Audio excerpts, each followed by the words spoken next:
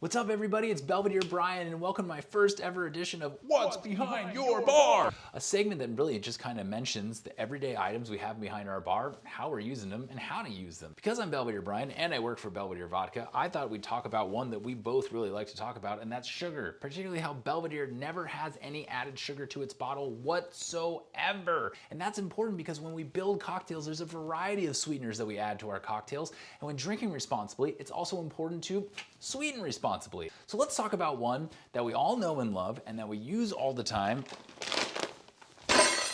Sucrose, sugar, table sugar, organic cane sugar. In fact, if it's not a natural sugar and it has alternative sweeteners in it, we're not going to be talking about it because it doesn't belong in your cocktail. Polyocerbrate, what the is this? But in this case, 100% cane sugar, it's important to understand the chemical makeup of this. Sucrose is basically two sugars, one being glucose, the other one being fructose. Now, the body knows what to do with glucose. It brings it in, starts to digest it, and burns it as fuel, energy, thrives on it. However, with fructose, which is a sugar that's found in fruit, it's normally accompanied by fibers that help break down in the body. When you remove those fibers and concentrate the fructose, well, the body becomes confused. It doesn't know what to do with it. It basically doesn't process it. So when using sweeteners, it's actually more important to concentrate on the fructose.